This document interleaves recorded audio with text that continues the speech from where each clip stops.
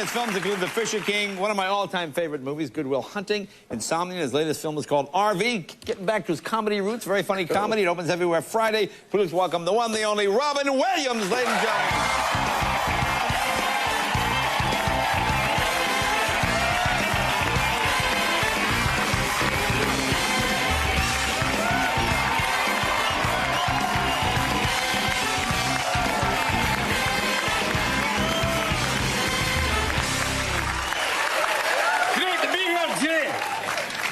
Stunning to be back on your show. Nice to have you, Robin lad. With a new hair, I decided to change voices too. No, you know, I didn't want to say anything when you come in. You thought, trying to look young. I said, uh-oh. And the silver fox looks at the red-haired boy. But I don't remember you with red hair, and I hadn't seen you while I went going, what's wrong? I'm just trying to change. Right. So I don't want to do the full Donald Trump comb over. Oh, yeah, I do that one. Yeah. Sometimes I feel like his hair at night must go. I'm out of here, man. I gotta go. Now, why is it red? Is this for a part? It was for a movie. Are you playing Lucy? What is the part for? That is Ricky! I would love that, but no, I was playing Teddy Roosevelt in actually a wax figure of Teddy Roosevelt that comes to life in a movie called Night at the Museum. But okay. That's why he had red hair, and people don't remember him having red hair, but most of the photographs are in black and white. Yeah, I thought he had black and white hair. Yeah, and there's only one. Yeah. There's only one old movie of him basically walking around like, you know, like. That's all they saw. Let me ask you, how's the family doing? Good? Everybody Wonderful. good? Really great. My son just had a birthday. Okay. Zach's 23. Zelda's... Yeah. Zelda's how old? She should be 9? No, she's like 16. 16, but thank you. 16. Now, is she dating yet? How's that going? She has a friend, as we say. A friend? Oh, no, tell me. A friend, I mean, How old is he? Is he married? How old is he? Mr. Williams, what are you crazy? I'm 35. I love your daughter. I have many houses. She can live in one. Je visit her. Well, it's crazy. It's all Italian custom. Don't be afraid. No. Is he older? He's somewhat older, yes. Oh, really? In college, yes. In college? Yes, and... I think that's called jail time. If they cross that line. Right. Now, do you screen thanks to this new device. Oh, really?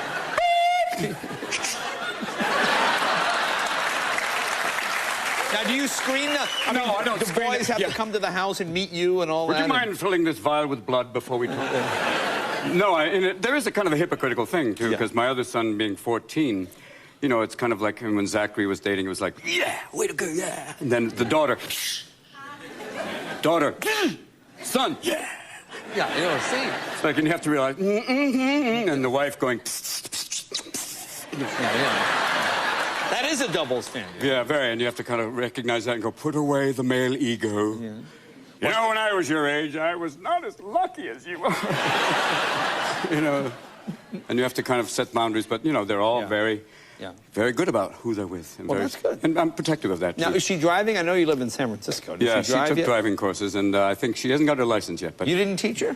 Oh, that'd be great. You're not the best. What? Yeah, teaching. Yeah, I'm not very good. In a car, you're the same way in a car as you are here. Exactly. Even the car's going, that's it, I'm out of here, come on. I know, I'm in a car is the only time I can ever really get angry, and that's because the windows are up. Right, yeah. And one time the windows were down, and my son went, they heard you. Hey, move it, you old bag! I don't care if you're a nun, get across the street! It's true, you're like that Donald Duck. You become a different person behind the wheel. Yeah, you're a different person behind the wheel. It's a frightening transformation. Yeah, but then I also realized that I drive slow, so my wife's going, congratulations. People are behind me going...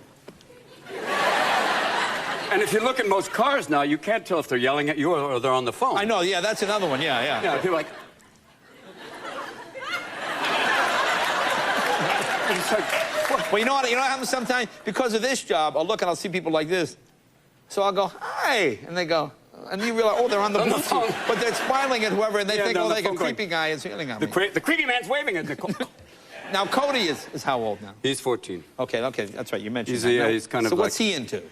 Oh, everything. Yeah, it's like bizarre. I mean, you walk into his room and all of a sudden 2 computers are on. They have a game, homework, multitasking, many screens are going on. Plus he's got one, he's on the phone with another friend, he's typing, he's dialing away. And I walk in and I feel like Rain Man going, that's a lot to do. And he's like, whoa, I'll be right with you, Father. Moment, come to me. Come on. 1 second, Dad. Old man. Even Stephen Hawking's going, the child seems to be doing quite well. Now, the president is here in California this week. He was up in where I have a ranch up there, like a vineyard up there. And Right. he was up I've been to your vineyard. It's a beautiful vineyard. It's a lovely vineyard. Yes, yes. A lovely comic wine. Yeah. It goes with pretty much anything. He was up in Napa and Right. at this resort, and the whole town was out demonstrating. So I don't think it was a quiet R&R weekend. No. I'm trying to putt. And he met with Arnold. I'm talking about that now. Basically, alternative fuel sources, most likely. Maybe ethanol, which I found out is basically, wood grain alcohol, which is what people used to brew up in the hills. You know, all just stale. They were using ethanol. We didn't put it in the car, though. We just drank it. Right, exactly. So it'd be good. Your car's going to burn faster, but occasionally it'll just go off the road and go, I can't move.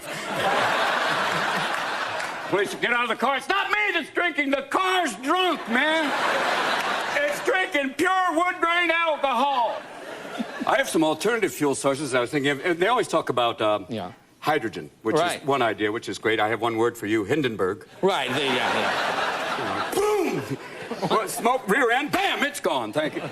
Helium would be good. If you had a helium-powered car, you'd know if there's a gas leak, because all of a sudden you'd be like this. Right, exactly. Yeah.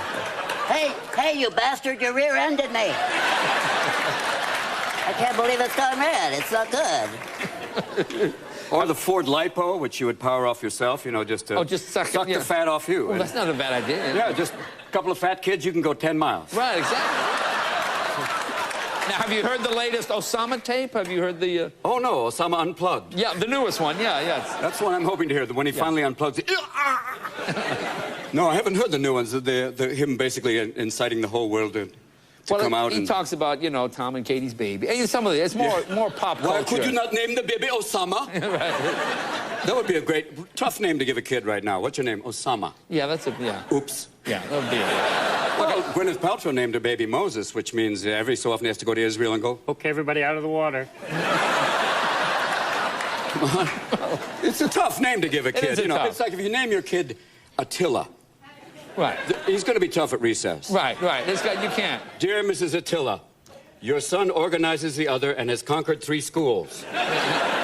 It's rough name. Toulouse. These names are the names you stay away. Adolf. Adolf is a bad one. Well, if combined with Hitler, doesn't work. No. But as a steak sauce, it's not bad. Yeah, well, Adolf's, right, exactly. Look, Hitler as a steak sauce is a rough one. No, you don't want Hitler steak sauce. Hitler steak More sauce. with Robin right after this. Be right back. Thanks,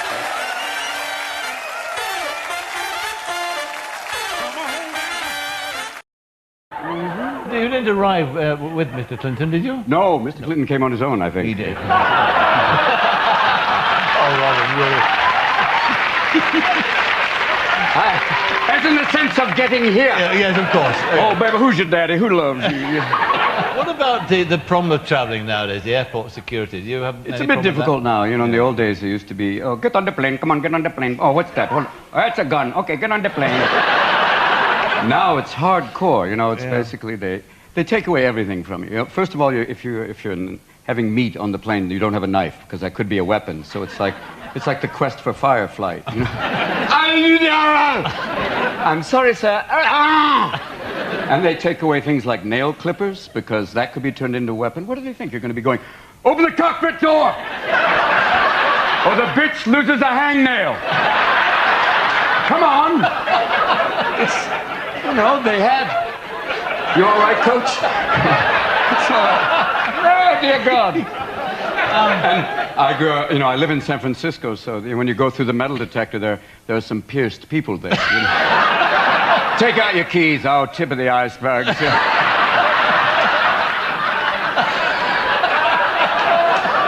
It's a bizarre thing. When you see a girl with a pierced tongue, I asked this girl, I said, why did you pierce your tongue? And she said, it increases the sexual stimulation.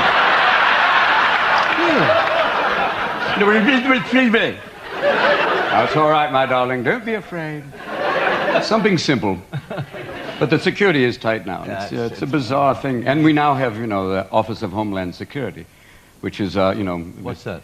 Well, it's basically in America, it's to watch over and warn us when things bad are going to happen, because every so often Rumsfeld comes out and goes, I don't know where, I don't know when, but something awful is going to happen. That's all for today, no further questions. It's like, what is it, the Central Intuitive Agency? I'm getting a feeling of a man wearing a shoe that hisses. And well, all they've learned so far is what the FBI can share with us is beware of people who take flight school and uninterested in takeoff and landing. Number one. Number two, anyone who gets on a plane with a shoe that goes, warning, warning, you over there. And now people are wide awake on the, used to be on the, you know, the red-eye flight. They would get on the plane, take whatever medication they could, and wake up in Russia going, this isn't Cleveland. And now they basically, everyone's wide awake looking for anyone ordering hummus. You know,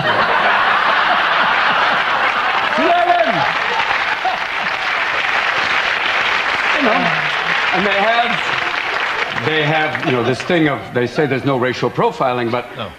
A little woman will come on, a sweet little southern stewardess, and go, ladies and gentlemen, before we get on flight 5, I just want to read off a list of names. These are random bag checks. These are totally random. And I'm just going to read off a list of names. Hassan bin Seen. Havam bin Leh. Judy Smith. 14 Arabs and a blonde, and every black man and every Hispanic man in the room is going, thank you, God. We're off the list now, sweet Lord Almighty. Gone away now. And it's always a difficult thing because pilots are always, you know, the pilots used to come on with that whole Chuck Yeager rap where they go, hey, everybody, I've just had a few cocktails. Let's take this sucker down to the end of the runway and see what it'll do. Now they come on, they're very loving, and they go, hey, I love all of you. Stewardess comes out and goes, in case of a cabin seizure, a small Louisville slugger will fall from the ceiling. Grab with both hands, aim for the assailant's head, knees, and groin, and keep hitting. Well, basically, it's home defense, just like you had during World War II. Well, you mean Dad's Army? Yes, Dad's Army. Old men with a colostomy bag and a pitchfork. I captured Rudolph Hess personally. I threw my colostomy bag and covered him in shite. Go! Get out of that Fokker, and I'm talking about the plane. Go! Step away. Oh, God. Is it true? What? Is it true that Winston Churchill was sometimes so drunk that they had a guy from the BBC do some of his favorite That's speeches? Apparently really? Been reported. Really? That's wonderful. The guy who did Winnie the Pooh. That's So he was going, we will fight him on the beaches, in the air, on the land. Eeyore and Tigger. But God bless her, you have Tony Blair now, sir. Yeah, we do. God bless. Indeed. And you have President Bush. Yes. Oh. God. Let's drink a full one. Oh, there. A mighty man. A mighty man. A mighty man, sir. Just don't ask him to spell. No. I love watching Bush watch Tony speak, because he's going, I can't spell most of those words. You just see him going, you know, some men are born great, some achieve greatness, some get it as a graduation gift. It's like, he's George II, the boy king. No one realizes. Let's now come to the purpose of your visit. The purpose of our visit, sir. It was, up until now, I think it was Billy Connolly who held the record for talking longest without a question prompting it. I think, well, I mean,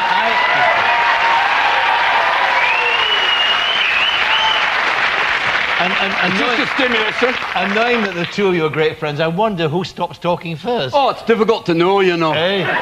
Once you get up there and there are people playing dead cats, you can't stop. For me, I get up there with him and it's wild because he just goes. He'll tell you stories about, and once I get off the plane in Scotland, I need subtitles. It's very hard. What?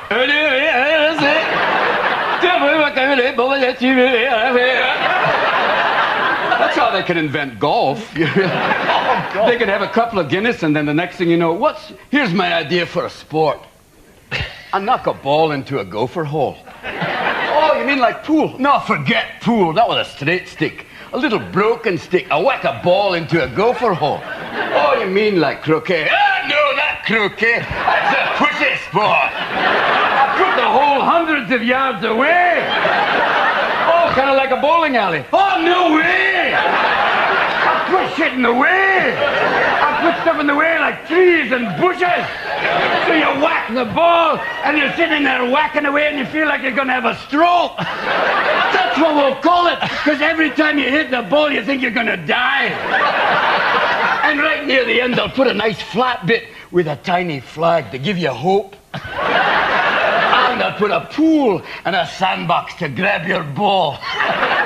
To do this one time? Oh, no, 18 damn times! But The question is... the question. The question. The first question. And that holds the record for the first question. 20 minutes ago. In the middle of the interview, the producer's like... No, the question is... Edwina on line one. What is he doing there? You don't figure in the diaries, do you? The Edwina Curry diaries. Oh, the Edwina Curry. I hope not. My transatlantic adventure, perhaps? Oh, an adventure weekend with Edwina Curry. More like Wild Kingdom, really. I took off the beeper collar just long enough to find John again. Let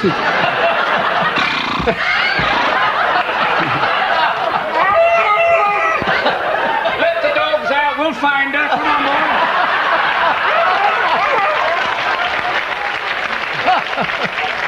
Come along, let Edwina go now.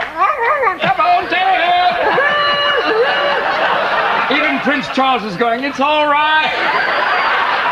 We'll find her by Tuesday. And there's Bill going, call me. Come on, don't be afraid. But the question is... Yes, sir. Yes. We'll see if you can get to it by the end. We'll see. The question is... No, this wonderful manic stand-up performer there, this sort of extraordinary flow of laughter, and then in the film that you're playing now, 1 Hour Photo, you're this very silent man. You're totally, utterly bland. Yes. And faceless almost. Yeah, that was the purpose, to actually do the exact opposite of what you've just seen. And you managed it incredibly well. Yeah, I think because I could do what I've just done and what I do on stage and have all of that energy and then let all of that go and be this man, like you said, who is almost faceless, who's so bland that he lives vicariously through other people's photographs. And that's why I did it, to be in a movie that's kind of so unsettling because of that stillness, I think, and it takes people by surprise, which is good. It's a very sinister film. Yes, but it in the end, we can't talk about the ending of it, but it's on many levels. It's not quite what you expect. Yeah, it always takes strange turns where you think, oh no, he's that, and you go, oh no, it's something else.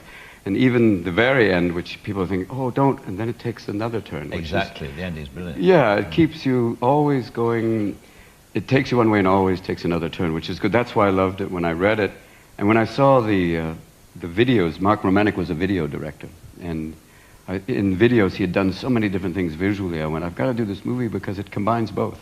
The visuals and this great script. I went, this is, really interesting work. Well, in it, then, you play Cy, who was the guy at the 1 Hour Photo counter. Yeah, the man who basically sees the pictures of, you and the thong. Not you. Not me. That's a lovely picture, though. It is. I like the one in the chaps better. But, it is that he basically develops people's pictures, and he's been kind of fascinated with this one family. Like the in-style poster family. Beautiful husband and wife and a child and a beautiful house. Everything that's a total opposite of what his life is. And, that's kind of the fantasy goes to a degree where he imagines that he's their uncle, and he imagines he can walk into their house. Yeah, that he's basically part of their family. Which is this sequence now. Right.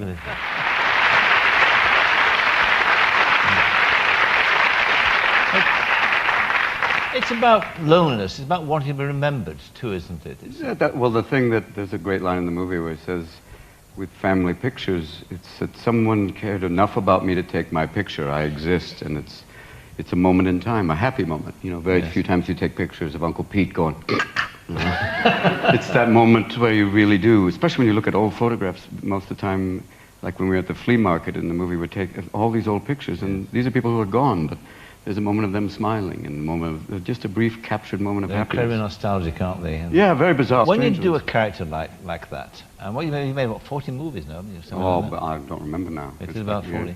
That and Good Will Humping. Good Will Humping. The adult versions of every movie you do. Yeah, but what's the key to it, to the part? In the sense that, you know, some actors say it's the walk, some say it's the... I think it was the look. I think when you said that kind of blandness, to bland everything out. Started with the hair, taking all color out of the hair, making the face so bland and so neutral that literally one day I was walking through the store. He works in like a big Save Mart, and I disappeared, and then Mark went, that's what I want. I want him to blend in so that outside of that store he's lost. He's like a, you know, he's a fish or a chameleon going, what color do I become now? And that's why he would fantasize about someone else's life. You also did it for me, the shoes. A woman actually complimented me on my acting and said, thank you, but that was the sound man. Because the shoes have that kind of... That's like sort of, as if you're treading on some sort of small furry animal. It was the walk combined with some small furry animal. What are you doing, dear? Don't be afraid, wear live fur. Don't wear fur. It's always strange, but yeah, that was part of it, the walk, the look, it all helps. I think it's kind of inside, and then the loneliness of a guy who's so isolated that he would think that pictures are the way to achieve another life. Yeah. Have you ever been lonely in your childhood? Were you lonely? Maybe. I was an only child, so yeah, for a long time it was just me and the puppet, but it was, you know, it was a bit of a, you know, an unusual time. People go, is that why you're so hairy, Romy? It was, an isolated child. It's a time delay thing where people go, oh! But it was, you know, I could go back and use some of that as a sense memory of that. Talking about being hairy, you once said you were too furry to be a leading man. I was actually hit on by Coco the gorilla. Were you? You know, she can sign, and it was amazing because they took me to meet her because it was part of this program to raise money for a new habitat. So she signs to her trainer, who's the blue-eyed simian, and I went, thank you. And then she signs to her trainer to do this. And I go, what is that? She wants you to lift your shirt. I lift my shirt, and she pinches both my nipples. And all of a sudden I'm going, whoa, Missy wants to play. And then she grabs me by the hand and starts to take me in the back room, and the trainer's going, Coco, no. And the trainer's going, I can't help you. And all of a sudden I think that it's like the crocodile hunter's going to walk out and go, oh, danger, danger, danger. She wants to bump uglies with him. Watch out, boys and girls. She's going to do the bone dance. Be careful. Going to be some interesting little babies this fall. But it was interesting. She hit on me. She was like grooming me, like, oh. It's hard when you have this much hair. I've seen mosquitoes take their own life. You just see them go,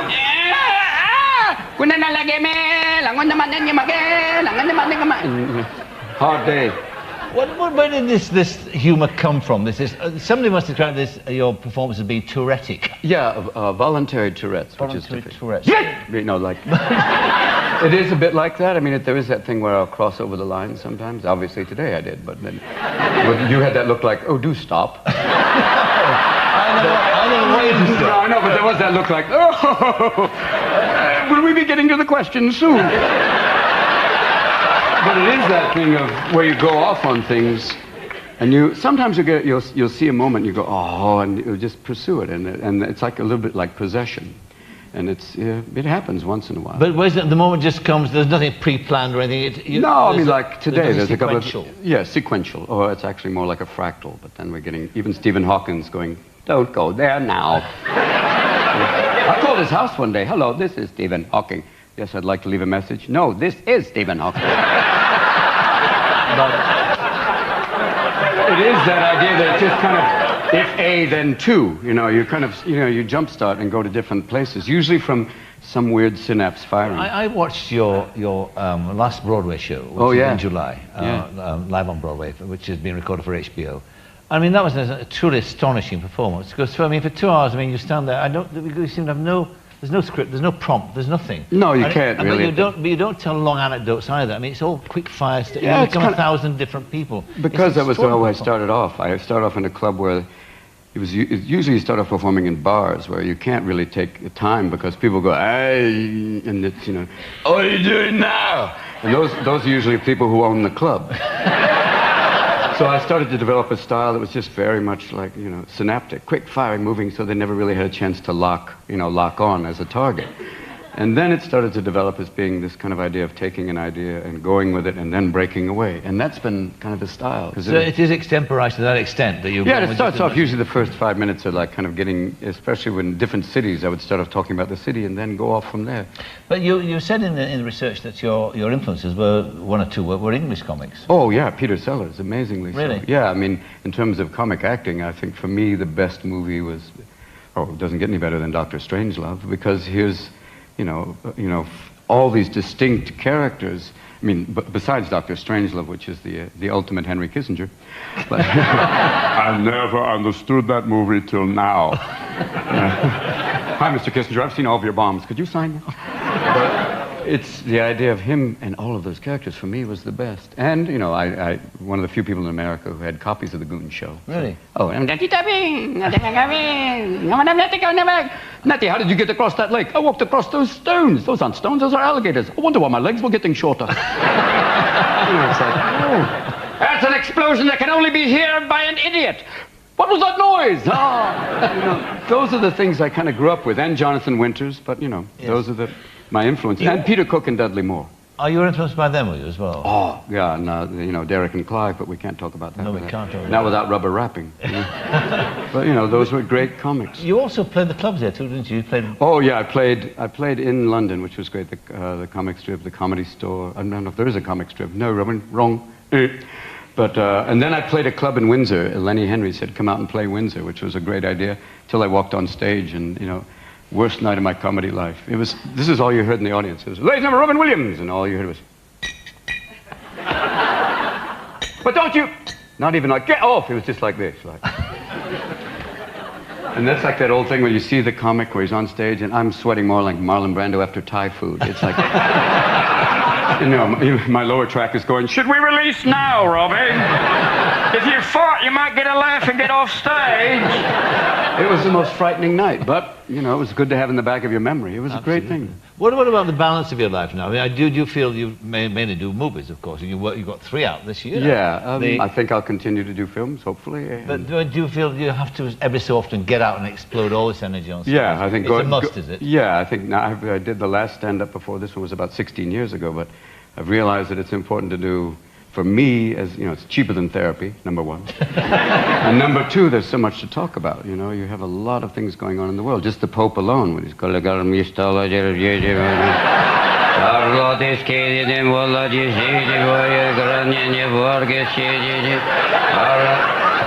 always looks like he just wants to fart and they keep pushing him around. And the guy behind him's going, I got your 6, no worry.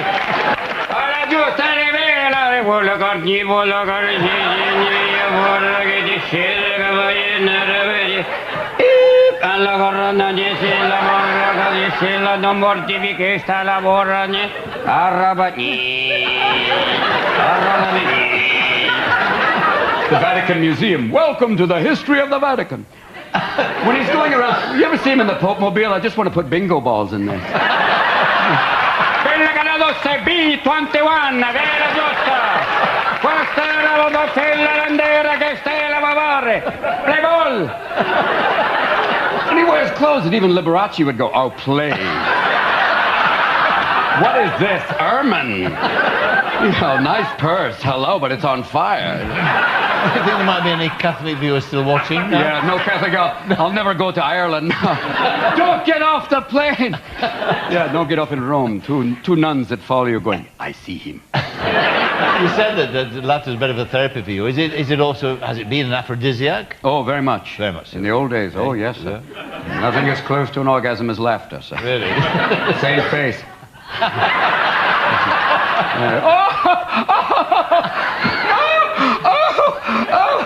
That's not funny. Oh, come on now. But I think, yeah, it helped a little. Is it the best medicine? Oh, I think so. It's an enema for the soul, really. I think it helps. I think it can really be a good thing to keep it kind of releases a great energy in people. You can talk about things that are quite sometimes painful and get across with comedy, something that you couldn't talk just straight at, because people would go, oh, please, don't talk about that. Especially now with what's going on, you know, you know, we're considering every day, it's like George is going, we've got to go after Sodom. It's Sodom, Sodom. He tried to kill my father. Well, why don't you get a posse, Lumpy? Let's go. Come on. Here we go. You know how, if you want to do an impression of his father, all you have to do is what you do is you take John Wayne and tighten his ass. And there you have George W., the first. There he is. Not going to say it. Can't use. No syntax. What are you, Yoda? Come on. Yeah, friend, good. Yeah. None have economy bad. Good. Yeah. You know, I think it's, that's why I do comedy, just for the last few seconds, because it's like, all right, yeah, that was nice. You make a serious point. Serious Make points. You them can laugh. talk, well, you can dabble in them, you know. Dabble in them. Robin Williams, thank you very much indeed. Mr. Hawkinson, thank you, Robin sir. Williams. Thank you, sir. Oh, well, Enjoyed that. thank you, sir. Salute. Stephen coming out. Oh, great. I know him for so long. He's the best. Yes, he is a good man. What? I forgot it. Look.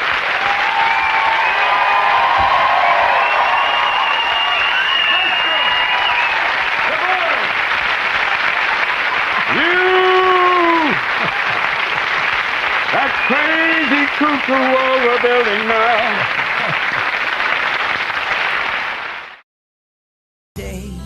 Please call 1-877-IDOL-AID. It's nice to see people of all ages getting involved, from as young as Miley to as old as Simon.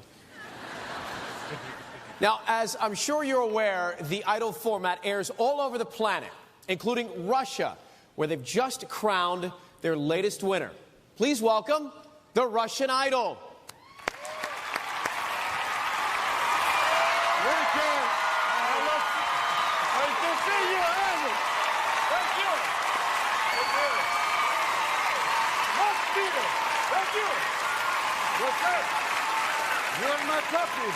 Now, it's great to have you with us. It's great to be here. You're a friend of Gary Busey. I love you. Yes, he's been looking for me. Gary Busey look for you all the time. And he found me. Now, how do you say your name? Ivan Yakinov. But for TV, Ivan Papinov. But you can call me Bob. Okay, all right. Well, Bob, where are you from? I'm a Bakov. Okay, so... Not the end of the world, but you can see it from there. Very beautiful place. Nice to be here in Gollywood at the Kodiak Theater. Great time. Yep. Beautiful. And the fans all over. Now, the fans everywhere. Love the Russian Idol. What kind of television shows do they have back home? In Russia, we have many shows like yours. We have the quiz show Meal or Not a Meal. We have Survivor Siberia. And my favorite show, So You Think You Can Drink. I love that show. Very beautiful. What sort of music do you sing back then? In Russia, we sing Russian covers of American songs like Babushka, You Is My Woman Now. Also, we have a great Midnight Train to Georgia means something totally different. Very big thing. We did a Beatles night here on our show. Oh, that's a great thing. Yeah, you're a Lennon fan. Lennon, yes. I also did this. I did a song by Lenin. Also, I did one by Stalin. Great song. Yes. His favorite song is Every Move You Make, I'll Be Watching You. Great one. This is a Stalin joke. Knock, okay, knock. Yeah. Who's there? I'll ask the questions. Sorry. Okay. Siebel, you say it. Bob, what was your studio audience like? A standard, well, the typical member of Russian studio audience is about this big, about 200 pounds, some facial hair, and the men are a little taller. They're like that, you know. And it's a great show, though. It sounds... My father won Anti-American Idol in 1978. It was great. I think it's time for him to audition. Are you ready? Because we'd love to have you. That's why I came here. Please, the judges. To judge you. Randy. Look out. I love it here. Hello. Oh, I got to talk to them. Nice. Say hi to Bob, Randy. What's up, baby? What's going on? Yo, baby, must go. Let's throw it down. Look at you dressed in Dracula's coat. Way to go. Oh, yeah. Way to go. Paula, you are so beautiful. I would walk 50 miles in the snow to stand in your garbage. I would. And you, Simon, with your man breasts, what are you doing? Your man breasts and the hairy chest, you remind me of my sister. You look gorgeous. You are beautiful. You are a beautiful man. This is a song that won me, Russian Idol. It's Putin's favorite song. I would like to sing for you. Good. No, я только пьяный, я люблю тебя, твои глаза. Камред, ведете се на видеописателя гаживи да съм, voi gajiva nadar yazgalovan ya ravajo my way. Thank you. God bless you. You are beautiful. Thank you. Don't you? Okay, do it, please. Are you ready? Okay. I'm ready. Randy. Go, puppy. Don't be afraid. Let me just say it was forcibly pitchy. Oh, pitchy. Yeah, pitchy. Not bitchy, but pitchy. Pitchy, yes, pitchy. P. Okay. Yeah, P. A little off. Yes. Okay, Paula, my beauty, my joy. Nice shirt. Nice shirt. Yeah, very You know, Elton John had a garage sale and I had to buy it. I love it. Simon, what are you thinking? I thought you were brilliant.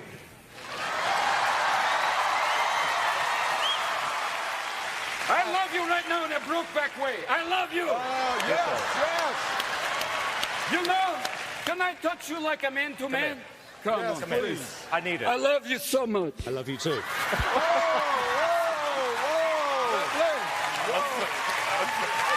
Ladies and gentlemen, I've been popping off. Has Thank made it you to very much. Hollywood. Thank you. This is great for me. Congratulations. Thank you. I only have one request. My dream, if I may say my dream, if they're out there watching, Brad and Angelina, I want you to adopt me. We'll be right back. Thank you. Out of this back. God Thank you very bless you. much. Thank you. Good to see you, Robert. Thank you. Hi, my name's Rob Schneider. Now, you would think that Bono has enough money to fix whatever's going on in Africa. But apparently, he only has half. So that's why we need your help.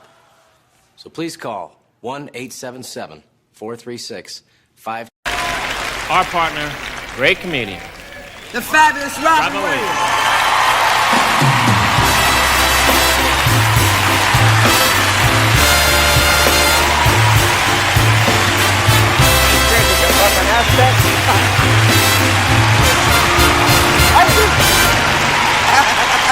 Thank you very much.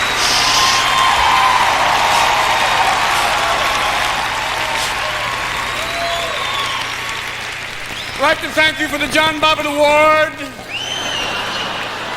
Thank you very much. It's such a meaningful thing. Yes, Mrs. Doubtfire did well, and yes, I am going to play Lorena Bobbitt. That should be interesting. Drop it, thumb dick. Here we go. Mrs. Hellfire. How did this happen? I just want to know I know you've heard a lot about it tonight.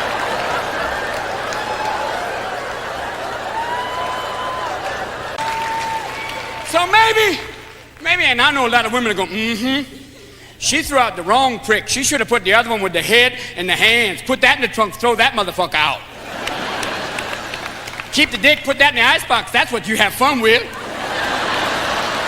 Get rid of the life support system. That's what I say. Every time you need the dick, just pop it in. It starts to soften. Put it back in the icebox.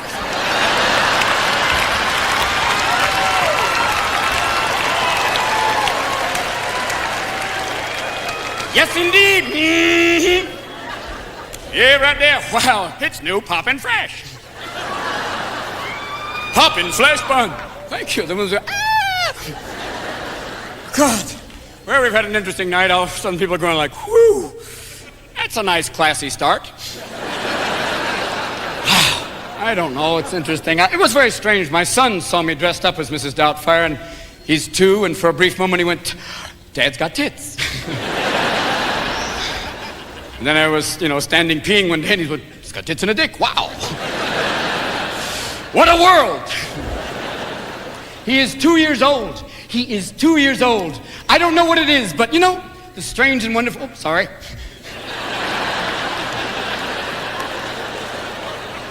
Children are wonderful, but yet other times, those of you who are parents are going, bullshit. Yes, God made babies cute so you don't eat them. How many people do you know that you would let shit on you, piss on you, keep you up all fucking night? They wake up at 5 o'clock in the morning, and I don't know what drug they are. Is there some sort of Fisher-Price cocaine that they're in there going... I don't know. very good in the morning, as you can see. I'm like, you could cut my dick off. I'm going, good luck.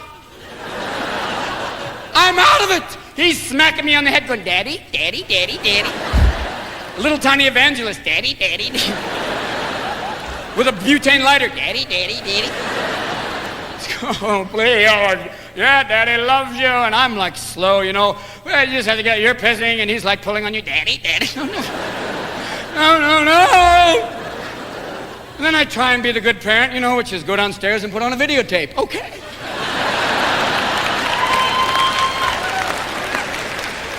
And I just go down there and go, oh, daddy loves you. Okay, let's put on Aladdin. What a little nice thing to put on, okay? There you go. Okay? Daddy's just gonna go over here and pass out on the grill, okay? Oh, God, you want some waffles? Oh, my God, Daddy put on Debbie Does Dallas. Bad tape for you. Oh, bad tape. Okay, you want, oh, honey, where are you? Sweetheart, oh, you're in the microwave. Bad place. Okay, Daddy doesn't know anymore. Give Daddy a fucking break! Here's the secret word for today. Mommy.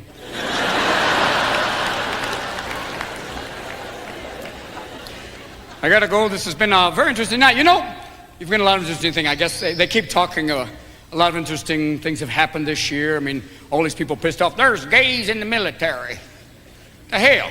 And there's always some guy going, I'm afraid if they're in the shower with me. I think you misinterpret the word rear guard action. Now, come on. And there's also another thing. The Pope came out recently and said, it is all right to discriminate against homosexuals. And you're going, okay, all right, 1 second, excuse me. But you're dressed like Liberace.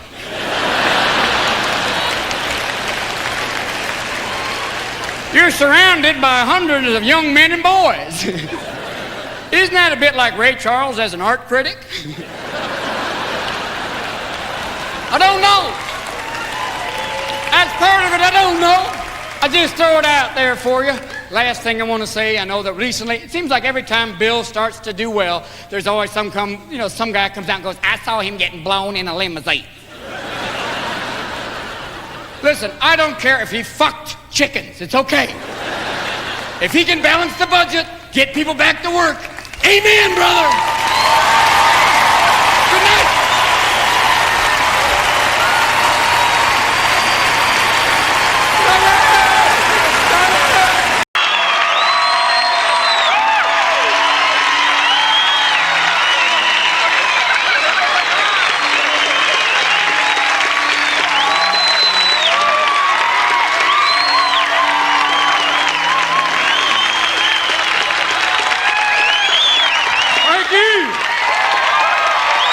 As you can see, I'm happy to be here.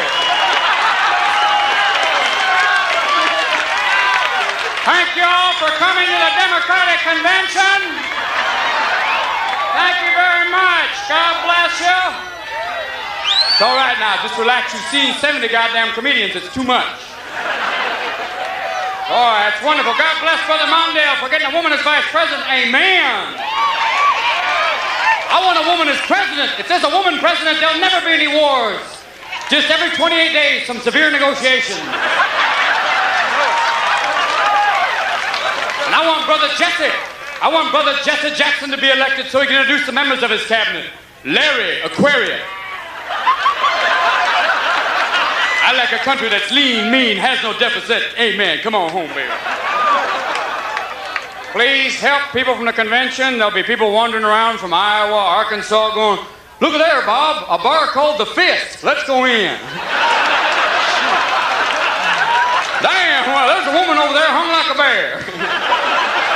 Honey, how was your trip to San Francisco? I can't sit down. Some strange people coming, maybe doing some strange things. Mr. Mondale, would you like to accept the nomination? I can't. Everybody off. Sorry, I shouldn't have talked about that. People are going, what was he doing just then? I'm here because my family's here. Actually, my son's going, Father, what do you really do? I can't explain it. I can't even spank the child. If I go to hit him, it's like, Hit me, I'll write a book. Shh. It's amazing. Little tiny babies are amazing little creatures. Especially when they start to walk. It's wonderful. Yesterday, he talked to me. He looked at me and went, Dada. then looked at the dog and went, Dada. college. And they're great when they start to walk, because it's like living with a little wino. It's wonderful. They start to walk, it's like, nah, I don't need your damn help. Just slip me the titty. Where's the titty? And breastfeeding, my God, what a wonderful thing. Even for the child, too. It's incredible. Every father knows, you know, you're watching your child breastfeeding going, that's fabulous. That's enough now. I have this strange dream that during a night, a midget got in there and went, hey, get out of here. You come in, your wife's breastfeeding, the midget's going, hey, nice, I like these, hey.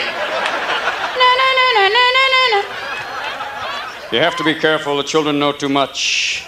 Especially, you can always tell newborn parents they look like speed freaks. How are you? I'm fine. How's the baby? Baby's great, we haven't slept. And they always have that wonderful smell, too, like, you have a baby, don't you? I smell baby shit on you. That's some pretty foul stuff, you know, because late at night, babies make this noise. They scat sing. They're like...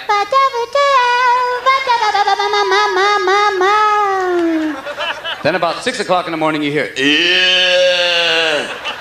You expect to walk in the baby's room, see the baby 5 feet off the floor going, come in, father. Look what I made for you. Bad news. And the dog's always over in the corner going, I'm out of here, man. There's some major hypocrisy. Don't put his face in it. It's ridiculous. Come on. Get it together. I don't know. Whoa. Hello. I see a lot of people I know. And some people I know too well. It's all right. How are you? A lot of people had a little bit too much to drink here. I can't drink anymore. I realized I was an alcoholic when I woke up and knew it in the hood of my car with my keys in my ass. And the heavy drinkers are the ones that go, must be flooded. You can't drink when you have a baby. You can't come home drunk and go, hey, here's a little switch. Daddy's going to throw up on you. No more. And you can't do cocaine with a baby. You can't come home at 5 o'clock going, hey, 5 o'clock in the morning, playtime. Do you love Daddy? I know you don't. Here's the kitty. Look at the kitty. Look at the kitty. Father, please. You can get back at children, though. Just before they go to bed, you go, good night. Good night, son. Sleep well. Behind you. That's why you need Daddy. Oh, no. Well, look at this. This is incredible. It's like laugh stock. Don't take the blue Segway. Please be careful. The owner of the macrame Volkswagen, it's unraveling. Please don't buy jokes from the comedians. There's some bad jokes going around. Be careful, people. There's a baby born out there. I don't know. His name is Where Are You From? Seriously, help us now.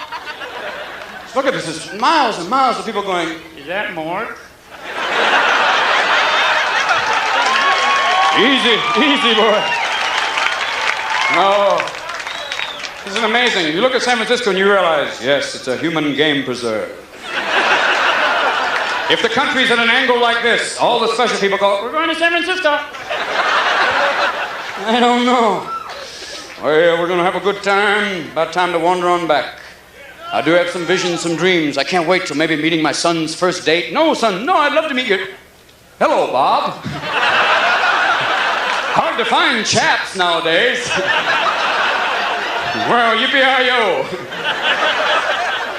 Look at all these people over here. They're going, great view, fabulous. People of Rome. This always feels like a bad Roman movie. Bring me the Nubian, have him washed and sent to my tent. What is your name? Titus, call me, friend. My name is Fellatio. Come forward. Oh, no. I'm sure that'll be on the evening news. Yeah, what are they going to do with that? Well, how are you? There's some people down the front who go like, whoa! I'd like to see a few Grateful Dead fans sneak into the opera one night. That'd be fun. Quando paya... Ow! Go for it! Well, about time to head on back. Take care of yourselves. Thank you for sticking through all this. It's been like a nice night. No, wait! Wait! I'd like to... You gotta go out and vote this year, people, please. Because if you don't vote, Uncle Ronnie has a surprise for you. It's a strange thing, you know. I think this time if he's elected, he'll be going, thank you all very much. I think I can reveal myself. It's me, I'm back again. You thought I was gone, I fooled you. It's Halloween 5. You take care. God bless. And everybody who has babies, go home, take care of your babies. Because every parent has a dream for their kid. I know every guy's going, yeah, we do. Every parent has a dream that maybe one day their child will be up there accepting a Nobel Prize. Then you also have another dream where it's your kid up there going, you want fries with this? You have a good day. God bless you and take care during the convention. Thanks for coming here. For all the comedians, all the people in the shitty seats over here, Brother Michael Pritchard, the steroid poster child. God bless you. For the Inquirer.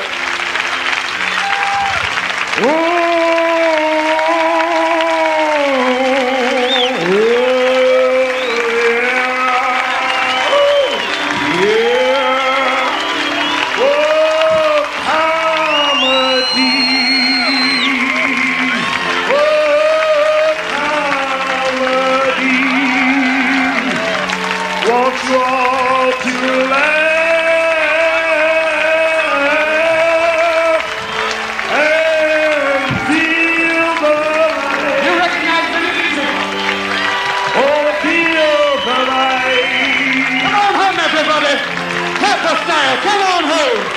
God bless you. God bless you. Even Jerry Falwell in the back. God bless you too. Oh, yeah. Taking it all home. A group of Marine breakdancers in the back of bass. Oh, yeah. Good night and God bless. God bless you. Do you believe? Do you believe? Oh, my God. Oh, my God. Unbelievable. How about a nice round of applause? All the people on stage. Let's hear for all my friends. The comedy scene in San Francisco. Thank you, sponsors. Thank you. We'll see you next year. Bobcat. Thank you.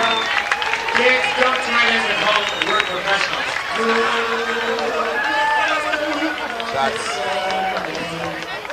Some of the guests of Comedy Day are sleeping right here in the park, so please be careful.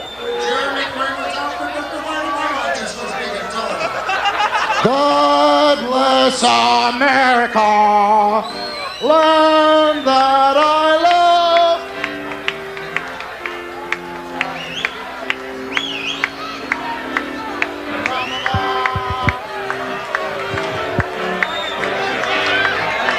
Is everybody happy? Jose Simone, ladies and gentlemen. It's got 3 sides. Just pick a side. And what's Australian rules football? It's rugby and a thong. What do you do? Every once in a while, I want you to get down low with a bunch of other men and put your head in another man's ass. And then we'll all go, take the ball, fucking run! Then kick it, throw it, and just fucking run, do it. And then we'll have a goalpost. Why? Oh, we don't have fucking run. That's what we do. We just have a fucking goalpost on the end. What's that?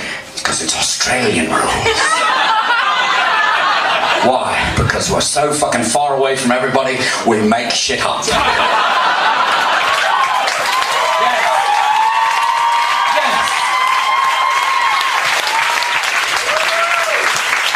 I figured it out. You're English rednecks. I know who you are. You came down here, you took this accent, hello, and I did this accent and went, all right. You're a fucking prison colony. At least we were a colony. You do it. All the people, they went, these fuckers are crazy. Who are the most incorrigible people? Put them on a boat and send them there. Send down the ones who, what was it, rum, sodomy, and the lash? That's a start. Hello? What the fuck is going on in this country? It's not jet lag. You fuckers are on something. I got in the cab today. I Do you know what that is? You're the fucking cab driver! Put on the Australian. Is there an Australian GPS that goes, up ahead, you might want to take a right? Oh, you missed it. Oh, fucking hell, what are you going to do now? Take another right, take another right, take another right, take one more right. Oh, deja fucking view! Fucking hell! Shit. Oh, sorry. You obviously you finished your drinks. I've never performed in a club with Buddha.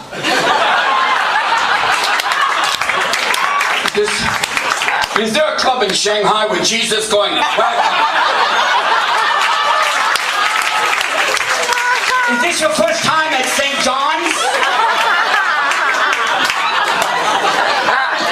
Is there somewhere in Thailand, is there a Buddha going, this is not funny?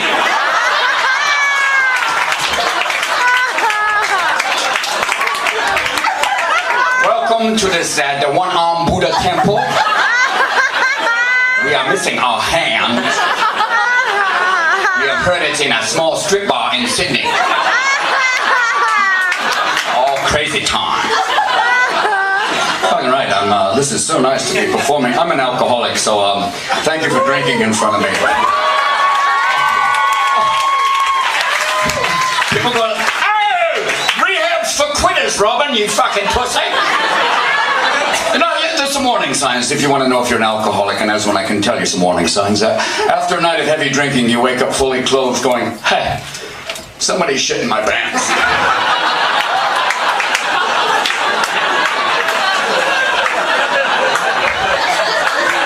Number 2, you have a couple of cocktails, you find yourself on the freeway going, what are these fuckers doing going the wrong way?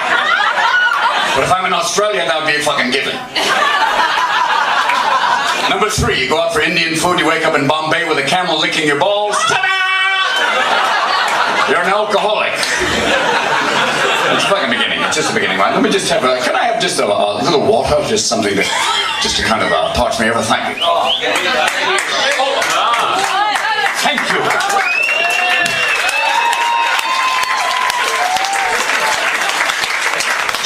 She's a beauty. Wait for it. Everything is, even the water in the toilet goes the other way. What the fuck are you doing? It's an alternative universe, Robin. You've landed in Australia. It's totally different here. Don't be afraid. There's a woman coming wearing 2 cock rings on her head. Keep the precious. She's wearing the precious. What the fuck are those? You have 2 very large shields. All those 2 IUDs, in case one breaks, Robin, I've got a spare. What a weird fucking night. This is amazing. We got all this. We bring you American comedy. Now that we have a black president, we try and export ourselves to you.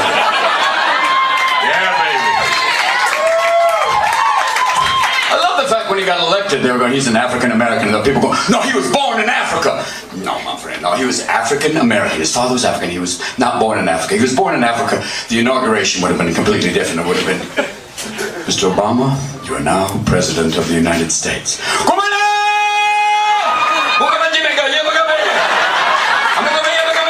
Hillary, work the booty, work the booty, work the booty.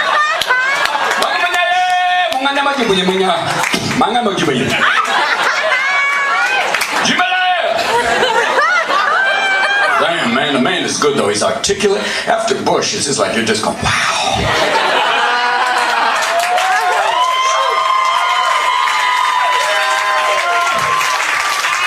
No, after Bush left, the whole world went, what the fuck were you on? It was like we had an 8-year really bad drunken bender. And the whole world went, welcome back.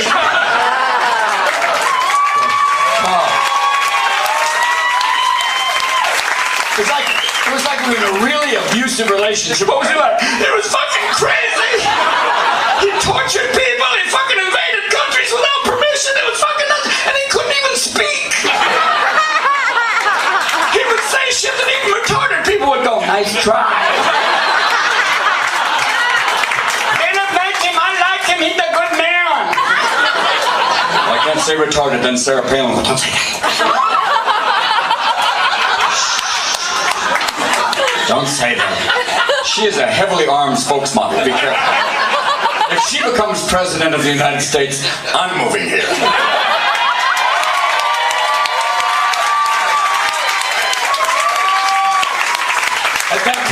At that point, even the founding fathers are going, I'm coming back from the dead! The bitch is crazy! I just made Thomas Jefferson into basically into Red Fox. Coming back from the dead! Fucking American politics is nuts. There are actually people with signs saying, Obama's a Nazi! And even Hitler's going, you obviously haven't read my book.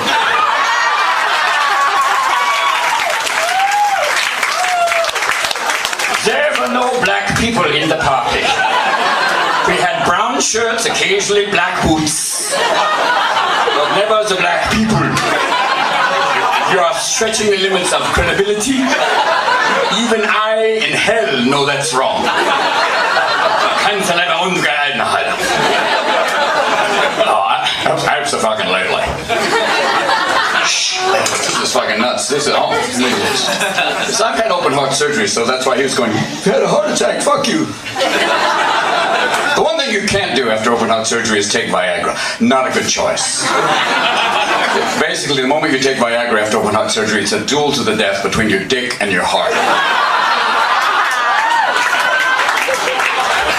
The moment you take it, your penis is like, yeah! And your heart's going, bullshit! Fucking A, that's it, I'm gonna throw you back out to slow you down! And your dick's like, ha ha ha ha ha! I've still got one good hip, we're going in! And then your heart's going, I'm opening up the asshole! Ah! Fuck off, we're still going, I'm hard, we're going in! Ah! Fuck off! Ah! Are you coming? No, I think I'm fucking dying! When you finally come, it's like,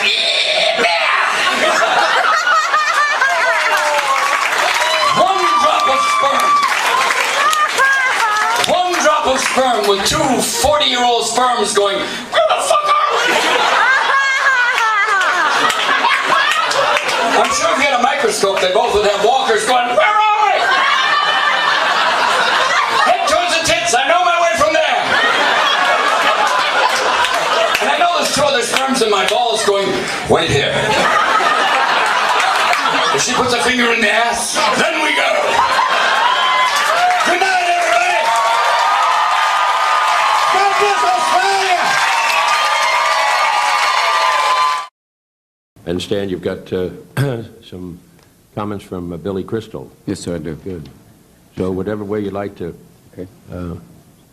proceed, we'd be glad to hear you. Read these on the record and also cassette. Thank you.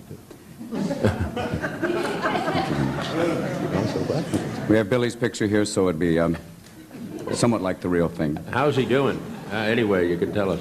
How's he feeling? I hope well. We left yesterday and it was not a good picture. This is much better. So I will read his remarks now. Sure. All right, you hold that up? Yes. Okay. Great. Move it around once in a while and make the lips go. Okay. Mr. Chairman, members of the committee, first I would like to thank you for inviting me to testify today. I'm honored to be here before you to express my strong support for the passage and enactment of the Homelessness Prevention and Community Revitalization Act of 1990. As you know, I've spent the last 4.5 years working with an organization known as Comic Relief. Comic Relief, a 501c3 in parentheses, non-profit organization, was established exclusively for charitable purposes. Designated recipient of monies generated from Comic Relief Fund raising activities is the National Health Care for the Homelessness Program, Homeless Program. That'll be deleted from the record. This program provides primary and secondary medical care and related health, mental health, and social services, that'll also be deleted, to homeless people in 23 major United States cities. Since 1986, Comic Relief has raised and distributed over $9 million, which provided direct services to over 250,000 homeless men, women, and children across America. In our efforts through Comic Relief to increase awareness about homelessness, and to provide support to those individuals and organizations working to assist the homeless, it has become clear to us that more attention must be paid to long-term solutions to the problem. Over the last few years, we've seen an increase in the level of federal, state, and city assistance to the homeless, but these efforts have fallen woefully short of what is needed. The Stuart B. McKinney Act, signed into law by a reluctant President Reagan, in 1987, was an important first step towards helping the homeless. I know that you, Senator Kennedy, and others on this committee played a very important role in that enactment of this act. Unfortunately, however, much more remains to be done. The McKinney Act and most other governmental programs to assist the homeless have thus far concentrated on emergency short-term responses to the problem. We must move beyond those band-aid solutions to a policy that seeks to end homelessness. The federal government must respond to the crisis of homelessness with a long-term perspective. If we do not move in that direction soon, we may begin to create a society in which homelessness is dismissed as simply a permanent and irreversible fact of life. Homelessness is not irreversible, nor should it be considered an immutable and permanent condition. With political and moral commitment, a massive increase in affordable housing, and the types of social support services that are envisioned in the Homelessness Prevention and Revitalization Act, homelessness can and should be eliminated. Estimates range on the actual number of homeless people in America. There are 2 to 3 million homeless people in this country today. Former President Reagan said that only those who want to be homeless are living on the streets. I have a different opinion. Families with children, the majority of these children under the age of 6, are the fastest growing segment of the homeless population. They comprise a staggering 40% of all homeless people. Yet the important debate is not about how many people are homeless, but rather about how to help those who are. We must provide comprehensive social services in order to help homeless people live dignified, productive lives. The bill that this committee is introducing today will provide that special help. It will provide a system of support services for people who might not otherwise have access to these vital resources. I would like to go back to the issue of homeless children for a moment. The futures of homeless children are jeopardized by the very fact that they are homeless. Not only do these children suffer both physically and psychologically, but this nation suffers as well. These children are our future. During my travels around the United States on behalf of Comic Relief, I've seen firsthand how homelessness affects children. Last month, during a Comic Relief event in Kansas City, I had the opportunity to meet 20 children and their young mothers who recently became homeless. These children were smart, responsive, and articulate. Yet we know from documented studies that within a period of months, simply because they are homeless, these children will suffer incredible setbacks. Emotional and mental health problems are identified most frequently as a consequence of homelessness, for children, for their parents, and for families as a whole. Among the other consequences are school-related problems, health problems, and/or inadequate health care, loss of self-esteem, and hopelessness, and family problems such as instability and breakups. Without immediate attention, the damage to these children may be unalterable. We as a society will pay a price for these damages. We as a society will either pay the price tag now through legislation like the Homelessness Prevention and Community Revitalization Act of 1990, or we will pay an immensely higher price tag later, as we are confronted with the next generation of America's refugee nation. Senator Kennedy, members of the committee, I've seen how critical illness affects people who do not have access to medical insurance. I have more time, don't I? Senator Kennedy, members of the committee, I have seen how critical illness affects people who do not have access to medical insurance and must use their savings to pay for housing. They often become homeless people. I've seen how trying to pay living expenses and child care affects working couples with low or minimum income wage jobs. Unable to save money, they're one disaster away from becoming homeless. I've seen and spoken to steel workers and other industrial workers who have lost their jobs when the plants closed. Failure to retain these workers has resulted in homelessness for many of them and their families. These are but a few examples of proud, competent people who are willing to and want to work, yet they are homeless due to personal crisis which required an outlay of cash that they simply do not have. They are homeless because of an illness, or the lack of affordable daycare, or the death of a family wage earner, or the loss of employment, situations and circumstances beyond their personal control. Homelessness is a complicated problem. It is a very serious problem. I would not be here today, however, if I did not believe that it was a problem that can and should be reduced and eliminated. I believe strongly that this bill, the Homelessness Prevention and Community Revitalization Act of 1990, will go a long way toward reducing homelessness and enhancing the quality of life for those who are now homeless, preventing future homelessness, and improving the communities and housing in which low-income people live. Once again, I would like to thank you, Senator Kennedy, for inviting me to testify before this committee. All errors in speech are mine, and 3 years at Juilliard didn't help. I think it's an incredible thing that the bill addresses the problem from the inside out. What we've been doing for the last 4 years is basically putting a Band-Aid on a very gaping wound.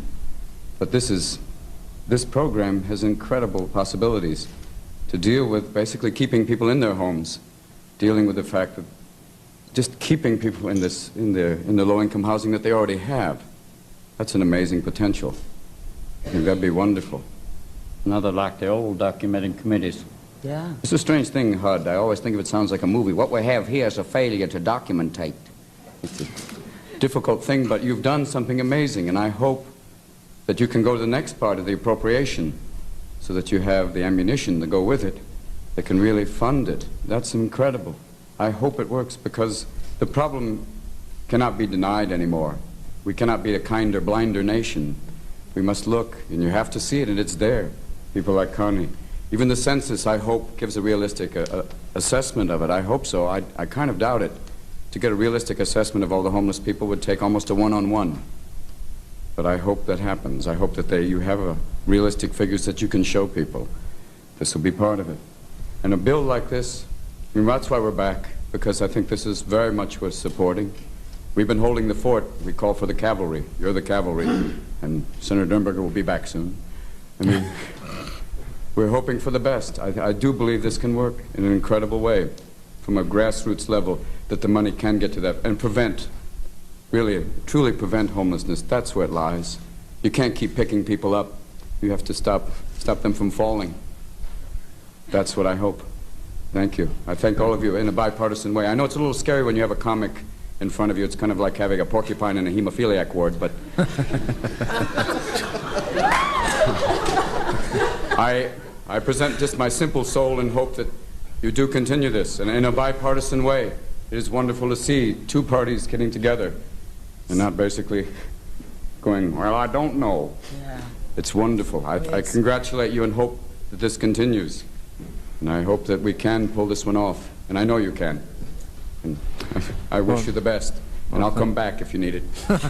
I'll write you some more lines. I guess I'm trying to get back to the root cause of why the problem seems to be growing and not diminishing. Excuse me, if you respond on a personal level, you talk about people not doing things. And there's a lady in San Francisco who basically fixes 400 sandwiches a day to feed people.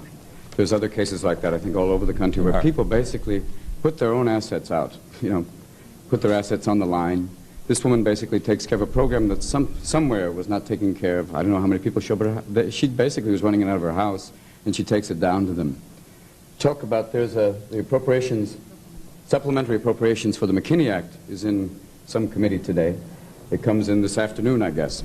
There's a potential there for a potential cut of $2.5 million in that committee. This is something where they're cutting back something that you praised today, the McKinney Act. These are things, realistic cuts. I think people are trying. Comic relief is just the tip of the iceberg of people who care. They're sending, like she said, school children. There is an effort. She talked about the reverend who took care of her. It said that people in communities would gladly, are not afraid to have families relocated near them if they know that they're families. They have an image, basically, of homeless people being bums, that they think that it's going to be a wino living next door. But when they realize, they see a family, they come out and they help in droves. They try and find a place. They try and help you relocate. They look for areas that they can help with. People were trying. They weren't aware of it for a long time because of the theory that came from Uncle Ron a while ago, the trickle-down theory of, well, the public economy can pick it up, the public sector. Well, people are trying. They come through all sorts of different areas, even on the personal gut level of working with people, in terms of the AIDS bill that you put through. People go from house to house, taking care of each other. In the community I grew up in, San Francisco, the neighborhood I lived in was turning into Death Valley. And they come out, hand the door, basically going, people taking care from other neighborhoods, coming in, trying to take care of people who can't get out, and the programs won't come to them. They were dying in their homes. So this is basically people caring because it's too late now. They can't deny it anymore. You can't walk over people anymore. The mental patients wandering in the subways, basically, yes, some of them violent, some of them confronting people, and now people are confronting them back. You have situations in a very dangerous mode in some places. But people are trying, yes, to make them more aware. Yes, you're here, thank you. I think your concern is, yeah, is the system working? No, it needs to be revamped. HUD basically showed that there was something drastically wrong. They were building golf tees and basically going, well, the money got there. No. There's no one living on the 5th tee down somewhere in Texas. I don't think so. I think that basically something went wrong. Yes. And you know that, they know it, and they're today debating right now because maybe they might have to raise taxes. They might have to read his lips and he'll have to go, well, I was wrong. Okay, this may happen. You're right, the system is overtaxed. There's something gone wrong. Something's not working. I hope this bill shores up some of the things and really addresses a problem at the root, at the base, to keep people in their houses, to find some way of not letting them go. Because when you see a family basically living out of their car, it's like grapes of wrath. People running around, living out of their cars. The car breaks down, then they live in the car, and then eventually they move out of the car. A family of 5 living in a Chevette? Nay, I say not. You know, that is not good. But yet, people are trying. There are people who are concerned, you're right, maybe more. Maybe there can be. At the bottom line, why is there such a heavy-duty problem with drugs? That addresses the psychology of a nation. That's why I talk about it. You try and tell people you do. Just say no. No, just say Noriega. No, beyond that. It is something much, much deeper. And yes, you're right. There is something wrong. But people are slowly waking up. The time is over for just sitting going, it'll be taken care of. Like you said, I can't make you the evil one. I see you. You're people. Senator Hatch, you're here. You came because you're concerned. And you're right. We are basically broke. We're $1 trillion in debt. And we don't owe this money to someone named Vinny. It's the... We're here because you have to find ways to get that money and what to do with it. No one's going to come and go, I want the money by tomorrow, I'm going to break your nuclear arms. It's too late. You have a peace. There has been a cutback. They're making a few less stealth bombers. The Emperor's Air Force is diminished. All right, great. There is some money available now. Where does it go? Saving SNLs, which is probably very, very, very necessary, because if not, the regular people who put those money into the SNLs will be on the street. You'll have something that will make the Depression look like a party. You're right. These are things that bother me. That's why we're here. And I thank you. I thank all of you for coming. The people who didn't come, maybe one day they'll get to the gates of heaven and they'll go, hey, okay. But I hope for the best. I wish you the best. And whatever your stand is on the bill, and I sense you're a little over here, but that's all right. That's part of it. It is your job to debate the bill and find the appropriate money for it. I hope you find it, because the problem will basically become much, much, much worse. It'll increase more than diminish. And the funds have to come, or you'll find cities that'll turn into... There's a neighborhood in San Francisco they call Beirut. Yes. The police don't go in it after 11 o'clock. There are people better armed than any policeman there. It's incredible. The buses don't even go. I was once going to take a bus through. The guy said, get off now, man. It's too late. It's like, it's incredible. And I try to address it using the only weapon I have, comedy. And that's all we do. And this woman addressed it with her heart, and you address it with bills and appropriations, and I wish you the best, and thank you. And your concern is at that human level. And I hope people wake up, and they are. We ask for your help, and we'll try and help from this end, and we'll meet, and it will be a kinder, gentler nation one day. Thank you.